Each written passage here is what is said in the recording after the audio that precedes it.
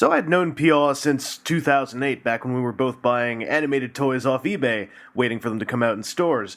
And since then, we've both also started doing video reviews of toys. So I'd never actually seen Peaugh in person until Botcon 2011, and I thought it would be a great time to sit down and just have a chat with him about good old times and whatnot. So that's what this is. I hope you find it entertaining in some way. It was more so a thing that I wanted to do, but that's kind of the crux of Vaudiosonic, so here you go. Vaudiosonic. Accessing Archive 04. Archive title. Toyetic Videodrome.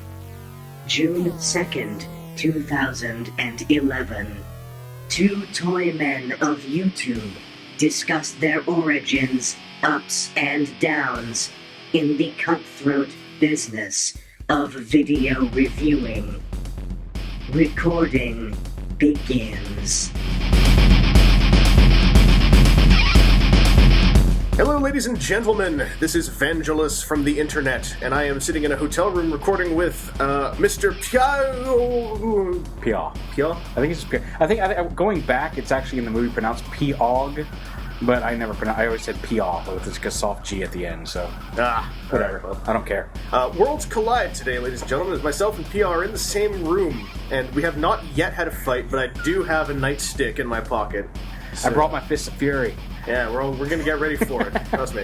But what I wanted to do was, I wanted to do this one over the internet for a while, but then Peaugh said he's coming out to the Botcon, so I was like, hey, why don't we just do it here? I wanted to record a thing because back in 2008 is when, it happened before '08, but a lot of the stolen Chinese toy scene started up back in '08 when Animated was on the air. Dollar bulkheads. Dollar bulkheads with $30 shipping.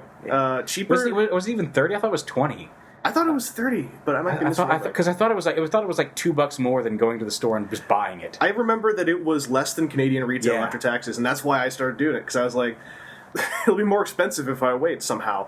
But that's when a lot of that scene, that's when it picked up big time, and it all based out of this thread that I always love to reference, which is the Animated Crack Club thread. Because we were all like, oh, we'll just buy one. And then everyone loved the toys, so we were all like, let's buy another one. Let's buy all of them. Yeah, and, well, they were great toys, and they were $1 on eBay. Yeah, and that all kind of that's kind of spiraled out into the whole scene that exists now of both getting pre-release toys, as some call them, and then doing the YouTube thing. Like, because the YouTube thing, I think that spawned out of that thread, right? Like, we were all getting those figures, and then that's how I started getting it. I ended up getting. We were all getting them. We were like Bulkhead. Yeah. I think Bulkhead, Starscream. I remember Prowl and Lockdown were the two from the first wave that were hard to track down. Aaron paid $90 for Prowl. Oh, jeez. He's the guy who actually did that. But yeah, I started doing that, and I managed to get... It happened when I bought a flip camera in December. Mm-hmm. Because my daughter had been born this previous September. And I just wanted a quick, easy way to shoot a video, send it to my parents. That's all it was. And then... And it turns out, like, when she was born, we were sending pictures all the time, never really got the flip camera out. And I ended up, I think it was either, I can't remember if it was Ratchet or Black Arachnia that I did first. But I got them both on the same day, and like nobody had seen them yet. And so I said, you know what, I've got that flip camera. And I just cleared off a shelf upstairs in the nursery, like while she was downstairs. Threw it up on the shelf and just did a little review right there. Yeah, and it was fun, and that's all it's ever been. It's turned into this huge thing that. And I remember watching that while I was that was my second trip to Japan, because I went back to Japan a few months after I left to pick up the rest of my luggage because I spent too much money there, and that's when your Black Arachnia video went up, and I was watching that, and that's when I was all starting to think like, man, I should try doing this too, because we can the Animated Crack Club will start doing videos and have this thing go on. And that all spiraled out into what exists now, which is, like, there are people now who watch videos who just assume that the videos have always been there, almost. Yeah. Of, like, there's always the guys who get the toys, and then they do the videos. And that's really, and the thing is, that's all it is. I get people, give me tips on how to be a great reviewer, or tell me tips on how to be... I'm like, it was pure luck. I mean, like, I feel weird when people get all excited about, I'm going to meet you at Botcon, or, like, I can't believe you're talking to me, because I just shoot them in my room or at work, now it's at work. I've got a really good lighting set up at work where you can see them. And so, like, when I work the overnight shift at a radio station, I just go in, and while the CD's playing, or when I'm playing, like, some piped-in stuff over the satellite that goes for an hour, I just set it up back on the table and shoot. But there's not... get a tripod and be yourself. There are all your tips for how to be a great reviewer. And also, chill out in rooms with remote-controlled air conditioning, as you just heard our guest, the Hilton Hotel, pop in a few seconds ago, a little bit louder. The Hilton has a full cognizance of your comfort level and will remotely control your air conditioning. Oh, those guys are talking a bit quieter. So what I was thinking we could talk about is just kind of the progression of the. I like calling them still, even though I think that nowadays they're going to be coming from Vietnam pretty soon. I like to call them... I've actually gotten a few from Vietnam already, yeah. I still got to call them stolen Chinese toys because I like the way it rolls off the tongue. Yeah. I've always loved telling people I have triad connections, but unfortunately I don't. You know what the funny thing is, too, calling them stolen Chinese toys is like... A lot of them... I'm sure they're not... It's the equivalent of like a lot of these toys that they come to us...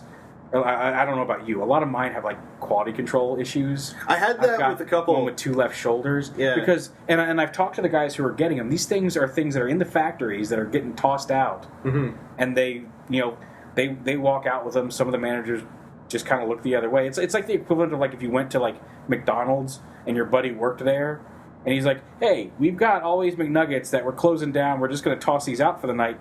You want a 10-pack of McNuggets? Oh, yeah, sure. It's that kind of thing over there. Though it is a lot less safe to send McNuggets from China to the US of A and have them still survive the trip. And that's not to say that they're all like that. I mean, like that's. I think it's ridiculous to think, oh, all of these are exactly the same way. But there's a huge bin of them outside. Yeah, but my whole goal with stolen Chinese toys was I just remember back when it was a lot of, I think it was like Sean Long and a couple other dudes kept insisting on using the term pre-release.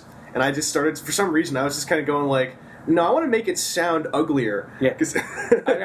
I've said pre-release only because that's kind of become the generic term. Like, I said, this was not anything orchestrated. This was kind of a fly by the seat of your pants. Well, we all love animated. There's a bit of history on it that I think a lot of people don't know anymore, which is what that stuff was like before animated. Because there were stolen Chinese toys before animated. Oh, yeah. In the early days, a lot of it came out of a dude called Spooky. I was going to say, I got a lot of Beast Machines from Spooky back in the day. Yeah. And I remember Spooky was a name everyone knew up until the Botcon with the Transmetal Tigatron. Because the last thing I remember him leaking was the Transmetal Tigatron, and then he kind of disappeared. I don't remember him leaking that, yeah. But... He leaked it for a day, and 3H just dropped some hammer on him along with Hasbro, and he kind of vanished for a while. But I remember the 07 movie line. There were stolen Chinese toys going around because I got put in contact with a guy because I was just like I want a Blackout because I was totally into Blackout when we saw that great prototype of him, and there was a guy who was selling he had like 2 Blackouts and he wanted $80 for each of them, and I don't know if anyone bought them, but I did get a stolen Chinese toy. I knew it was stolen because of where I got it, but I got a stolen Chinese Real Gear cameraman. I forgot what his name was, the digital camera guy. Quick Shot or something like that, Snapshot, or I don't know. He's got the lens in his chest. Yeah, Niblet's got him, and I remember that it was so weird, and I remember that the first one I got on the internet was Voyager Ironhide from the 07 movie because I was just like so hyped for this movie thing. I was like, I've got to get one. But a lot of folks, I think, they tend to just assume that it's like, nah, you got these back alley connections and whatnot, and there's places people can look. eBay. A lot of people stopped considering eBay. There are eBay auctions that are like, especially nowadays. eBay used to be a nice place to go for it, but it's gotten real nasty of late. Just with the, I remember there was a seller on eBay. This was back during animated when it was all like people kind of at the same time realized this one seller was doing a lot of shill bidding. I forgot what it was. Oh, it was Jenny 1789, and then it was Menasor or something, and they're still on. I think they're Ice Twin. Or something. Yeah. And their auctions are always the same way, where it's like these low prices, and then like within the final 5 hours, their auctions always spike up. Yeah, and it's real suspicious. But like nowadays, like I've done a whole bunch of eBay auctions off of Klee, C. Lee. Yeah, because he just puts stuff up for a nice price. But like the whole stolen Chinese thing, like it's so amazing to me looking back on it from like now to the animated thread. Yeah, like and how much strife there's been, and how much theories there have been on what happened, like where these people come from, and it's like it's all in that thread. You go back to the Animated Crack Club thread. That's It's still there. Like I think the original one got shut down for whatever reason. It was like and now it's like the new animated discussion thread or something like that. But it's still there. The old one was like it got huge. Like that was the old one hit I think 100 something pages really quick. Yeah. 100 or 1,000 pages. I mean, it was like up in the multiple hundred pages when they shut that one down because it had gone off topic because it was no longer about dollar bulkheads or something like that. Yeah, we were going all over the place. And so then I just started like at the new animated discussion thread, and it every now and then I pop in and bump it up, and people respond to it. Well, and a lot of people tend to look back at that stuff too, and like another thing that I think got lost, like that people didn't know about anymore after a while, was like how much a lot of buying, especially when we were buying, like there were deluxes showing up, and people were kind of like, I'm going to drop $50 on that deluxe or something like that. Oh yeah. Like and that was a lot less out of like what it might be about now for someone to drop $50 on a deluxe, which is like, oh man, I'm going to get this for the kind of cutthroat thing. And back then, it was like in my case, I remember when I got Animated Ultra Magnus, it was because you and someone else had gotten him, and I was like, I don't know, I might just wait till it comes out. Then you and someone else both took a million pictures of it and said, this is so cool. And I remember messaging you guys and going like, you bastards, I just paid $60 in shipping on this one. Oh yeah, Animated Ultra Magnus is still a great figure. I that's one of my favorite figures on my shelf right now, I think. Mm-hmm. Along with the PE11 set, but that's a completely different thing. That's one that is impossible to get outside of. Yeah.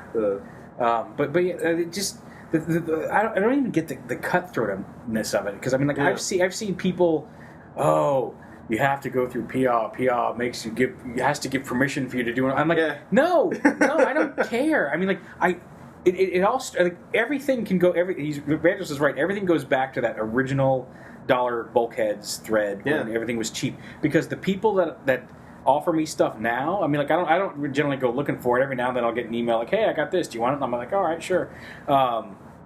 It's because I bought so much from them when they were selling it. They don't even sell on eBay anymore, but they just offered so much stuff, and I was like, for $1 this, $1 that, and back when Animated, it was literally like, you wanted to get a new Animated toy, up until like Wave 3, you'd be paying maybe $10 up to get it early. And people would go like, oh, you fools, paying $10 up. And that's back when buying those toys back then, it wasn't even, there was no reason to buy them except just like, I want them now. Like, I remember you coined the phrase basically of like, people are like, why do you pay so much? You're like, I overpaid because I'm impatient. Yeah. And I want it right now. It's not in any way. It's not about beating anybody to a review. I don't care if people do reviews first. It's just about, I see a cool toy and I'm like, I have to have that. Yeah. And a part of it now at this point is that happened for so long. Is that if I decided I'm not going to get any more early toys, like I had to sit around and wait for like half a year.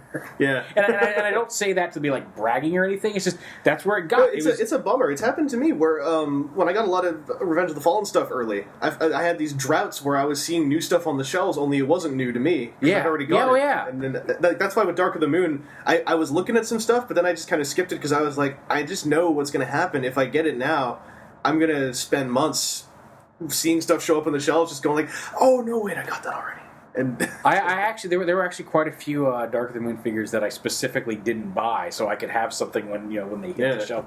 Like a lot of the Human Alliance basics I waited and picked up when they hit the shelves. Well, because it's become kind of like, it's like the in joke now of folks who watch YouTube things where like when you put up a review and you're like, yeah, I got this from the retail store. People are like, what? Yeah, like no, you didn't. I'm like, yeah, I did. And the receipt.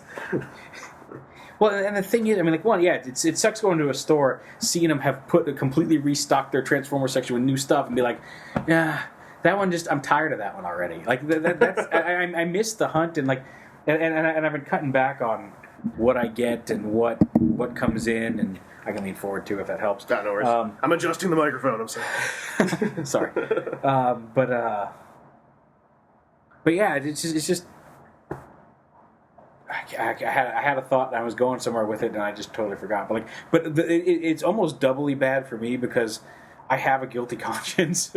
Even when I know some of the stuff is like totally not, swiped in any way, like I still have a guilty conscience. Like if anything that I get early, I buy another copy of as soon as it hits retail. That's something that a lot of folks tend to assume you don't do, which you have done. I remember since Animated. Yeah. You still buy stuff at retail anyway. Because, I mean, and you have a great way to do it is that you have a kid who enjoys the toys. Yeah. So I either give the ones to her, or either I'll keep the new one and let her have the played with one because she doesn't care. I'll give them away in contests. I'll give them away to Goodwill. Yeah. But everything that comes in that you see, early from me, I end up buying another one just to assuage my guilt, I guess. But well, there's been bonuses doing it too, like, and it's happened to me as well. Is that especially if you were doing stuff like that back in 2008 and then making videos about it, it also meant that you had lots of YouTube hits, and then you can get the YouTube partnership thing, and AdSense gets set up, and then money comes into it. And I think that's also where a lot of the more negative emotions came out of, was especially folks who kind of wanted to go like, well, I want to get rich playing with toys too, and that still blows my mind sometimes when those come in every month. I'm just like, this is. I mean, it's well, it's with YouTube is always about not so much like the term isn't flash in the pan. The term is being the flash that happened at the right time. Yeah, and like in your case, like you at the very right moment, you had a style and a stock of stuff that fit a viewership quite perfectly. Yeah, and it's so people it's like a not a name brand thing, it's a name association thing, and so that's just what happened there. But a lot of it was just like I said, I had a camera, and I would when people were getting stuff before me, because people got a lot of the animated figures before I did. Yeah, I was tired of watching 3-part 15-20 minute long videos, broken into 3 parts, when all I wanted to see was, what is the toy, what does it look like, how does it work, how does that car turn into that robot? And that's what I try to do with my videos. It's just a quick, here it is, here's how it works. Make up your own mind whether you like this or not. I'm not here to tell people what to buy, what not to buy. I tell you there's stuff I like, and admittedly, I've gotten a lot of criticism for being too easy. Well, there's I was going to say, insert huge argument about the semantics of the word review. Yeah. Which, to go slightly off topic, there's a huge argument about that I see that exists entirely outside of what we do, because there's a lot of folks who do things called reviews that are, if you actually look at it, not necessarily reviews, but the term review has a different meaning on the internet now because of that. Like, some very popular web series call themselves review shows. They do kind of review things, but it's in a satirical way that is also primarily entertainment-based. Yeah. And that is a way bigger mutation of the term review than the overview argument, I found. Yeah, well, the thing is, I mean, like, part of me wonders why that became such a big deal. Because, like, I don't sit there and give, like, bullet points at the end of, this is what I liked, this is what I didn't like. I've kind of started doing that a little bit just to keep some of that cool, but, like, if you watch one of my videos, like, I will generally, like, as I'm transforming, it'll be like, oh, this is a little loose here. This is, I don't explicitly state good points and bad points at the end, and I think that's throwing people off. Mm-hmm. But I feel for the most part, if you watch a video of mine and pay attention to what I'm saying as I'm messing with it, you'll get a pretty good idea of what the toy's like, what I think of it, like. Yeah. Well, and also, what one thing you said there that I think was really important is that when you started to do videos, because again, just tying this all back to the whole thing of like where all the illicitly gained toys came from, is that a lot of folks think like, oh, you gotta buy stolen toys to make videos be seen, like that's a big crush for people. But what you just said is you did your videos in a style that you wanted to see done that no one had done. Exactly. And that's kind of what happened with me as well. Is I had a certain just style of video that I wanted to do because I didn't think other people were going to do it. Yeah. And that to me, like, there's a lot of folks who have popped up who don't get any illicitly gained. Like, there's great people on YouTube. Like Thew is the one I always bring up. He doesn't get he gets stuff from folks sometimes. He doesn't get anything ahead of time. And he's got a style which he's kind of almost crowned the vlog sit in front of the camera style to a degree. Oh yeah.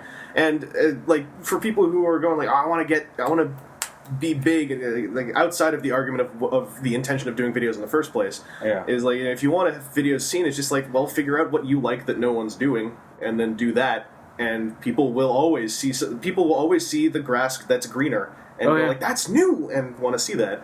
It still amazes me, honestly, why you have not blown up, because I love watching your stuff. It's fun. I'm 5 digits now. I feel all. I wasn't in any way intending to be insulting or anything. You can't see me rolling up my sleeves and pulling out my baseball bat right now. I've always felt that you deserved more subscribers and more viewership than YouTube at least reflected. Well, it is. I mean, there's always going to be an aspect. Again, going back to the roots of these things, how the whole crux of what I always think is so interesting about this, I want to talk to you about, is how it went from, I want to buy these because they're so fun and I don't want to wait for them to come out, to I want to buy these for the sake of all kinds of things that have very negative connotations. And one of the big ones also being like front page coverage, because any video that is seen on the front page of TFW, for instance, will get more views than most other videos. But you look at, like, people try to break it down into the science based on the economy of toys that are bought out of factories, and it's not even about that. It's just about, like, you get a video on the front page of a popular website, it will get more views than other videos. You get a video with search terms people really like, with a thumbnail that looks enticing. People will look at that first. Like, if I put up a review, but I titled the review, Hot Girls, making out under a puddle of butter, and I have, like, a picture of a tongue as the thumbnail, a whole bunch of people are going to look at that, especially if it's 30 seconds long. Yeah. I'm just going to say now, if you do that, it might not actually turn out all that well. I just came up with that off the top of my head, so don't hold me responsible. Well, the thing is that's always what it's been about. I mean, like, I have never...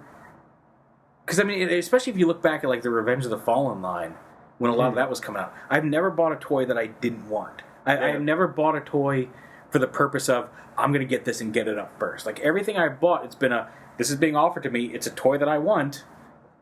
Yeah. I can have it now? Yes, please. Like, it's almost been a lack of self-control. I don't know why anyone would want to replicate that. Things got real weird when it came down to the whole thing of, trying to figure out, like, well, let me do it first. Like, almost wanting the clearance to do something before someone else. And it was like, the thing is, I do see legitimate reasons to why they do it, because if their intention is they want to get lots of views on a video, finally, it's like, I totally dig it. But it also came down to the thing of applying a responsibility to other folks, which wasn't necessarily there. Like, going like, well, you should let someone else do it. And it's like, well, it's not like folks are writing up a public queue of, who's going to get in line to do stuff. And that's why I kind of like, it's sort of tapered off a bit of late. Like, if you look at the front page now, when videos are going up because they're first, there's a wider variety. It looks like just because, those of us who have been around for a while are still doing business as usual, and just like, well, I get a thing and I make a video of it. Then some folks race harder to get it first and put a video up first, and it gets up first. That's it. I mean, like, I've never... Like, it's never been about front page, Did you go find the guy who got Human Alliance Roadbuster and break his legs afterwards? No. Honestly, I did. Because the thing is, I mean, like I said, I get these because I want them. I love these toys. They're awesome. I want to play with them. I want to see how they work. If somebody else gets one and puts it up before I do, great. I will watch that video because I want to see how they work. It's not a matter of it's not a matter of I want to beat everybody to every single figure ever. No. It's just I want to see how they work. Great. I don't have any grudges against people who do them before I do. It's not. There's a lot of. There's so much attribution of. Yeah, attribution is the big word. If people want to. I think that you're an idiot or you're a jerk for having all these first reviews that I could have. So therefore, you're a jerk for making. It's just that type of thing. People see what they want to see in that, and I've never. Yeah, I mean, I've done it. Like, I do it sometimes where it's like, because I do a lot of videos now, so sometimes I think of view count, and for instance, if a third party is going to send me something to review, and they say, oh, we're going to send it to you, when we ship to the people who send other stuff out, then I'll go like, well, I'd like to get my review done before people who ordered it from places get it, because I'll have the 3-day buffer ahead of time. Yeah. So I'd like to put my video together, because it would be nice to have a lot of views in the video. But, that's just how it goes, and it's not something that I really want to go out of my way to pull off, because the end of the day, I want videos that can be viewed at any time.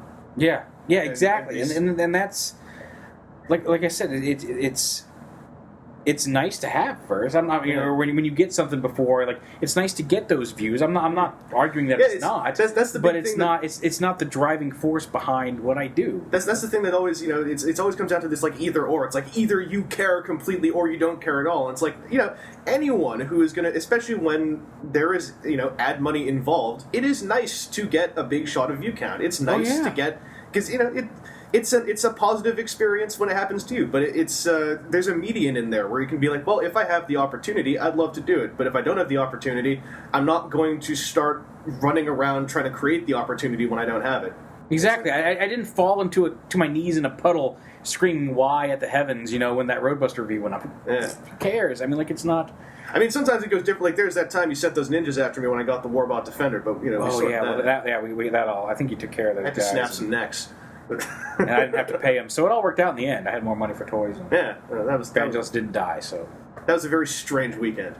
But yeah, it's just such an interesting thing to look back on, because and I think if you look ahead in time, I think it's already mellowed. Revenge of the Fallen era was when it got real heated, real crazy. It was Soundwave. That first Soundwave out of the bat on Revenge of the Fallen ended up causing a whole bunch of craziness. Yeah, and a lot of Revenge of the Fallen, I found just that whole toy line. There was a lot of headbutting. going on of just, like, oh no, I gotta sit on eBay, I gotta camp out eBay, get it before the other guy, I gotta get it before the other guy. And the thing is, I think what happened with that is people did it and then quickly realized that, like, it wasn't worth it. Not that it wasn't worth doing video reviews, but that it's not worth making that the goal. That, and it just didn't matter. I mean, like, if somebody, if you came in with something, if you were comfortable, if you were being yourself, and you had a steady camera and showed off the figure, people would find you. If you put it out there, it may not have been as fast as some people wanted, but I think people have found that, like, if they just don't stress over it, don't make it a deal, people will find you. I promise every single person listening, if you put something on YouTube that's unique and is, you put some of yourself into it, people will find it. It may not happen immediately. You may not become an overnight success, but people will find you. It will get friends will show friends. It'll get out there. Yeah, and I mean, this goes more into just this is basically where it's going. It's kind of like the video side of everything here. Yeah. But like doing videos about anything, it's all at the end of the day, the people who stick with it are the ones who enjoy what they do. And the people who have a lot of folks who enjoy what they do tend to be the ones who have who do it more so out of wanting to create something than wanting to achieve something. Exactly, and I think the people who do it more wanting to create something will end up with that bigger view count because people see that they actually care about what they're doing. Yeah. And like the whole video, like, if the whole semantic thing about, like, are you doing reviews or overviews? It's like everything is a niche. Like what you do is a very video demo style almost, and it's kind of like it's also a very vlog style to it, which is odd because you're not on camera for most of them. But it's kind of like set up a camera while you're messing with the toy, just kind of like I want to chat about this figure I got. Here's how it works. Here's what I think about this. And that's exactly why I did that, because at the time when I started doing it, it also seemed like, aside from just the whole, I'm going to tell you every single paint color on the toy, and I'm just like, I just want to see it. That was the joke I referenced way back. And, like that was the big joke in 2008, was the whole thing of, like, people spending 5 minutes discussing the paint apps on a figure. Yeah, when you can see it. Yeah. but there was that, and there also seemed just to be I saw a lot of videos from a lot of different people where they were sitting in the camera too, and because a human is much bigger than an action figure, to get themselves in the frame, they're like, I like this and I like this, and it seemed like it was more about them because you saw they were taking up most of the frame while they were playing with this little tiny action figure that you could barely see. Yeah. And I didn't want it to be about me. I've never wanted it to be about me. It's always been about, here's the toy. Like, and I know sometimes I've had the camera not focus right and other stuff, but, like, by sitting behind the camera, it let me see the screen so I could see what I was filming. Yeah. And it let me just make the figure take up the whole frame. In some cases more than the frame, and I've had to change it. But it really focused on the figure as opposed to me sitting behind the camera and doing it. It's two wholly valid styles that existed for the longest time of, like, the vlog style. A lot of the British dudes did the vlog style, and then there's the hands behind the camera style. And then I was so happy when I saw yet another style come up. I mean, not many people have done it since then, and TF Source doesn't do a lot of videos all the time. But when TF Source got the fellow who did the stop motion style reviews of, like, there is no human in the video. It is the toy's moving, but that's because they spent a hell of a long time taking a million pictures of it to have it spin. And it's like, I was like, yes, we got, like, here's a third style. I want to see more. That's what I really enjoy about the openness of media is, like, if you think that there's a style that doesn't exist and you really want to do it, you can try doing it. Even if it doesn't turn out well, the concept of it alone will make some people say, hey, you should try doing that again, but better. Exactly. Well, there's that, and, like, just having... I love the fact that more people are getting into it, because I think... One, it opens itself up to more possibilities, some more new stuff coming in. Yeah. And I think that there's always room for more than one opinion. Like, yeah, exactly. I don't want you just taking my opinion for something. I'm not out there to make you think what I think. It's always been about, here's the figure, here's how it works. If you like this, go out and buy it. And if I like it, I'll tell you. I'm pretty easy to please. I think the only two figures I've ever yelled at on screen were Revenge of the Fallen RC and Universe Hotshot. And what's really funny is whenever you actually end up stating a dislike of a figure, some people get real riled up because they liked it. Oh, and yeah. You kind of go like, but he likes everything else. Let him dislike something. Yeah. and sometimes, admittedly, I go a little over the top with it. But there are people who go like far Scattershot more that Revenge of the Fallen Scout Scattershot. I went off on that thing. Everybody's like, "That's a great figure. I can't believe you'd ever hate that figure." And I was like, "I could have had a War Machine," and I could have. Like, I just didn't like it. It's not that I don't think any less of people who do. Yeah, well, it's a strange thing also in that, a lot of folks will say, like, I'm only going to watch one review of a toy. And it's like, if you only have the time to watch it, that's fine. It's just like, conceptually, as far as, collecting opinions on a piece of merchandise, though, I would want to see more than one piece of coverage on it. Well, because also with just quality control, like where I say, hey, it's kind of loose and floppy, and it's not really worth it. Somebody else could have a really tight one, and you need to know that. You want to know. That's exactly like when I was on Twitter, when I got my Scouting Force X. Like, I was kind of bummed because I seemed to get it before most other people, but I was like, I want to know, though, like, am I the only one who has a crooked barrel in one of the rifles? And it took 3 days to, like, actually, because you and everyone else got them, like, a couple days later, and I was back on Twitter going, like, can everyone just check the barrels of the guns? I had one that was slightly off and 2 were straight.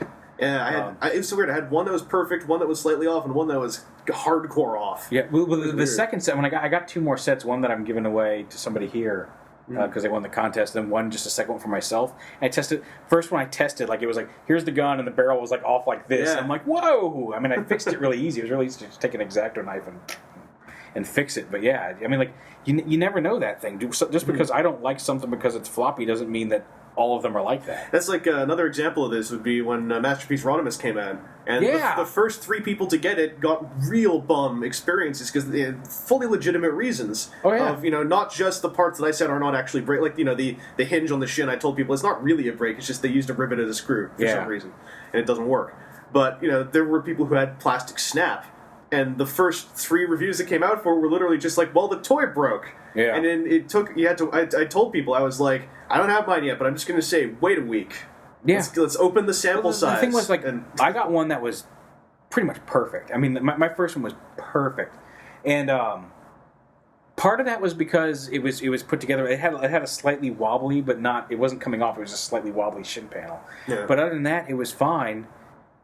But because I had watched the other reviews, and they're like, oh, well, it turns out it popped off because of this, or the spring was in the foot was loose. I did have the spring issue, but I knew how to fix it because I had watched those other reviews. Like, part of the reason mine didn't break is because I saw where it was breaking on everybody else's, and I said, I'm going to be very careful with that part until I know what the tolerance is, So there's a valid validity there. Yeah, and a lot of the crux of it is, like, because especially with Dark of the Moon coming up, the question has been risen again of, what's the point of doing reviews now that so many other people are doing it? And I've always felt like a huge aspect of making videos online is that there's a community aspect to it, provided you put a lot of yourself into what you do. So there is always going to be a point to take part in that community because you'll have a voice out there. Even if only 5 people watch it, that's 5 people who took interest in what you do. I'll tell you right now, I'll pay somebody good money and retweet the crap out of somebody if they make a Leader Sentinel Prime video review transforming with their feet. I'd be up for that. Yeah. There you go. Yeah. There's the gauntlet. It's on the ground. Go for it. Who's going to pick it up? And then their feet? Will we start a trend of foot reviews? And where is this going to go? Wash your feet first. Yeah, crying out loud. Cut your toenails. Jeez. But yeah, that was kind of the idea I had going to this chat. I want to talk about, where this all started, where it all went, how things go, and actually, I this went a bit off topic, but I do like talking about video making quite a bit, because I find it always feels like there's this weird, like, curtain over the people who watch videos and the people who make videos, and like there's a lot of folks who watch videos who never want to make them because it feels like they think some folks, just they don't want to make them, and that's fine. But I get the impression from more than a couple people who post comments that they feel like there's a veneer there that has to be crossed, and it's like there still isn't. Even with people who have 20,000-30,000 subscribers, there's still no veneer so long as they are talking back to you. Yeah, and that's the other thing. I sometimes I get some criticism for not responding, and like, if I don't respond, it's not because I don't want to. I have a lot of people messaging me every day. I have a 4-year-old daughter. I work at night. I take care of my daughter during the day. Maybe that'll change when she goes to kindergarten in the fall, but like, I'm sorry, it's nothing personal, but I do not have time to answer every single question. Well, I found some people who leave comments also don't really expect an answer on a comment, and it's like in my case too, I'm very bad about responding to comments unless there's a direct question and I see it, I think of the answer, and I kind of feel like typing the answer out. usually I just kind of leave them. But you know, if I see something, I'll answer it. And usually within like the first day or two of video going up, I'll check the comments, see what people think, and see if they have any questions that I didn't answer in the video. But like I get comments sometimes on video. I've gotten comments on my animated Black Arachne video, which was the first video I did way back in like March of 2008. And like if I get 30 comments on that over the weekend, like I'm not going to see them all. Yeah. Like my approach I had is I set up email notifications on comments, so it's like I'll read every comment, but I might not reply to them. I read comments. I do. Yeah. I go back and I read comments, but like, even then, I've got something like 700 videos on my page now. Like, I can't go through 700 videos every day to see if there's new comments. Yeah. So I mean, for the community side of it, what I always tell people is like, you know, link, because YouTube is not a social media driven as much as it wants to be. It doesn't have very good social media functions in it. Like, I mean, a YouTube friends list, I still don't entirely know what the purpose of it is, because everything the friends list does seems to be something you can do through a subscription list, through another, like the friends list. A lot of people treat certain lists with a lot more high regard than I do, but like especially a YouTube friends list, I've never seen it as being all that important, because I'm like, you know, I don't get much out of it, and if I'm going to talk to people, usually like in my case, and kind of in your case, I find, you know, on Twitter, we tend to be posting there quite a bit. Oh yeah. If you come and ask me something on Twitter, I'll probably respond to you. Yeah, and like a lot of I talk to folks who are like, oh, can you friend me on Facebook? And it's kind of like, well, I use Facebook for people I know locally more so than people on the internet. Yeah, so Facebook is like sharing pictures with my family. I've got a bunch of people on there who friend me, and I was like, oh, sure, whatever. But I'm always like, you know, I tell people, like, because people are like, I don't want to sign up on Twitter. I'm like, well, it's just, that's what I use. Yeah. Worst case, you know. But pretty much. Yeah, anyway, we're coming up on time here, I suppose. Gotta go get toys. Yeah, but I wanted to have a little chat because I like talking about this kind of stuff in a bit more from an objective point of view, because you know there's always a kind of appearance of like, you know, these dudes who make lots of videos and have done for a couple years, you know, don't really talk much, or they're not going to talk to people, or we hate each other, or there's wars. You know, like we've had our ins and outs. You know, like we've certainly had some very public arguments between each other, but like we're all friends. I mean, like I said, I'm sitting here with Vangelus. Optobotomus is coming in. I'm kind of looking forward to meeting Sean and saying hi to him tonight. You know, like it's nothing. There really is. People make way more of it than it is, and certainly some of it has been public. But like, people are going to have throwdowns, but you know, at the same time, like it always feels like there's this weird, like, you know, hush hush about, you know, oh, we can't talk about the making of videos, and I love it when people finally want to talk about the making of videos, because I find that part a million times more interesting than talking about, like, you know, oh man, I had 5,000 views yesterday. I'm so great. Oh god, I hate that type. I'm so awesome. I hate that. Let me tell you all about the views I got yesterday. Oh, it's so good. I'm totally just like pulling my clothes off while I'm saying all this. Oh, my eyes. So I was really looking forward to having, like, you know, and Peaugh has been doing videos more or less about as long as I have, give or take a couple months. I think a couple months. March of 2008, I think, is when I started. Yeah, I started like late March, I think, ish. So I wanted to look back on it a little bit with someone else who had started at that point, and also because. Really? March? I think so. I did. For some reason, I think I always picture you as being around way before. I had a YouTube account since 2006, but all I had. Same here. I had one since 2006, but I mostly signed up so I could watch a video one time. Yeah. No, I did Animated Starscream back in like March 2008, I think. Because I know I started doing it after I watched a couple of yours. Because I know I remember, for some reason, I watched one of yours in a hotel in Japan because I had nothing to do that day. So I was like, "What's the animated news?" Because this is hot new stuff. And I'd actually taken Stolen Chinese Deluxe Cybertronian Optimus with me to Japan to show to a guy at a Japanese shop, because he was real bummed in 2007 that he was like, "Yeah, we're not going to see animated for years," and he was right. Yeah. But that was part of it too. Part of the reason that got so big so fast wasn't just the price.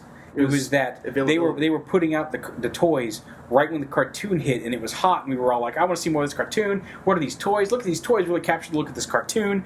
And then Hasbro was like, yeah, wait 7 months and we'll have some toys for you. And we're like, but they're on eBay right now. Yeah, and that's at the end of the day. You know, no matter what anything else comes out of it, if you buy a toy early, it's probably impatience, and don't feel bad about it. Yeah. Because that is a human vice that human beings are allowed to have.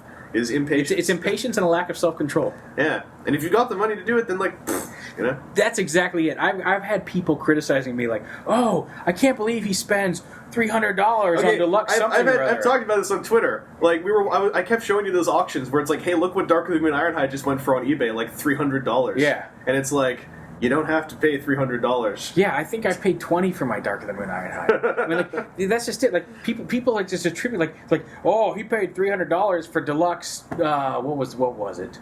It was one of the classics ones that came out, and I'm like, I paid $15 for that. And some of them they say like I pay hundreds of dollars, and like some of them I got for free. Like Mike would just send me. He's like, oh, I got a whole bunch of these. Have some for free. I'm like, okay.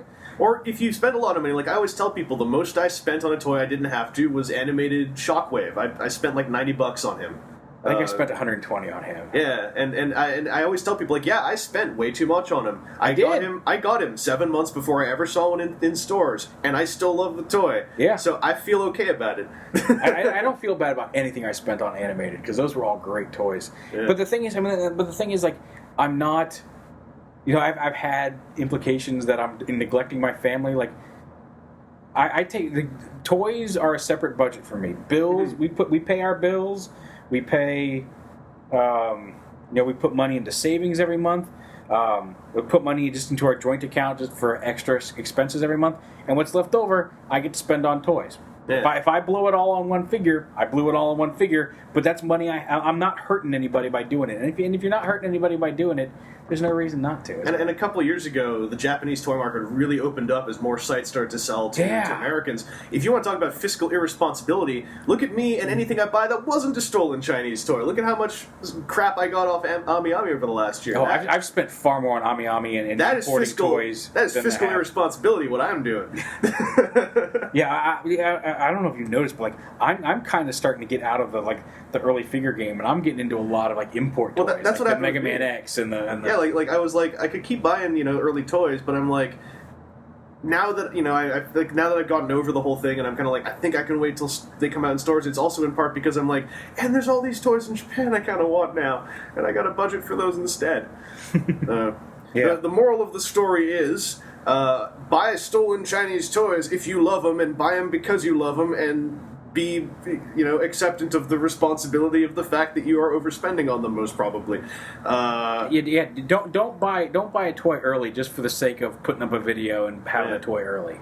Because it never pans out. And I don't think anyone will deny it if they say they bought a toy to make a video. And I have bought toys to make videos, and more often than not, if I buy a toy to make a video first, then to buy it.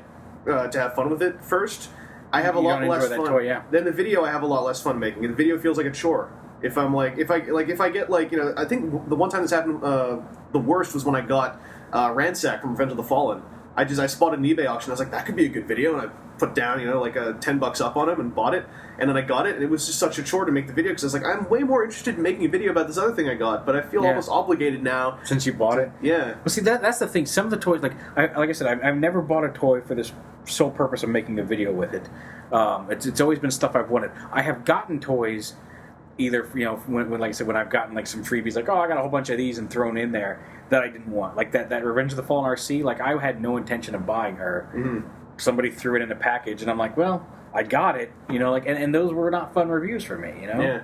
And I mean that also to me comes into stretching this on a bit, but it also comes into the whole thing of like when you say someone is too positive in the reviews they do. I've always looked at toys; they are a little bit different than reviewing movies and TV and games especially because toys are a bigger If you go toy by toy versus movie by movie, they are a bigger monetary investment to make. Because if you're going to just buy every toy to review them, even if you think they're going to suck, you're still spending often, especially on Transformers, upwards of $15 to $30 on each toy. Yeah, that's different than paying a $6 movie ticket for and reviewing a movie.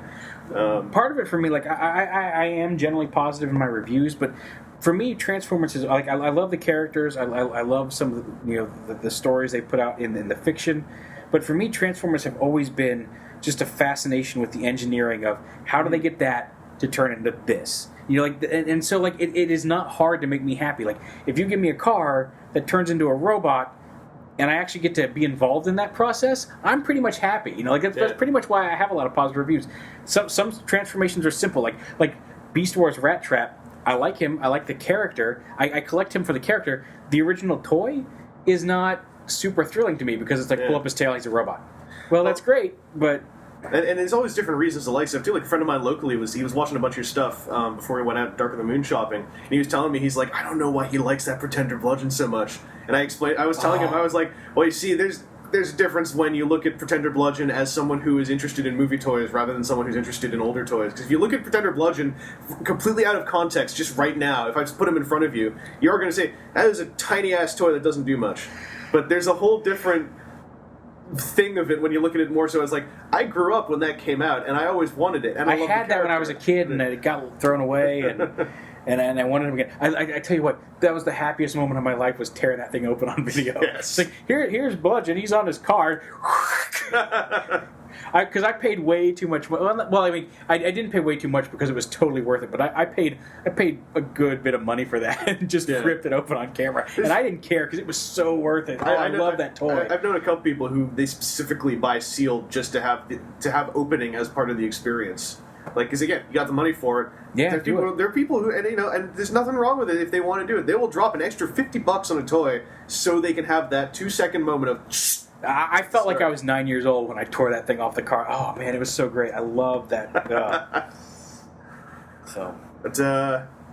we should probably wind this down. We gotta go. Oh yeah, we gotta go do more stuff, more recording. I gotta go record WTF. So thanks very much for coming by. Thank you for having me. And I shook his hand just now. What he doesn't know is I had little needles in my palms. Yeah. Anyway, now I have spider powers.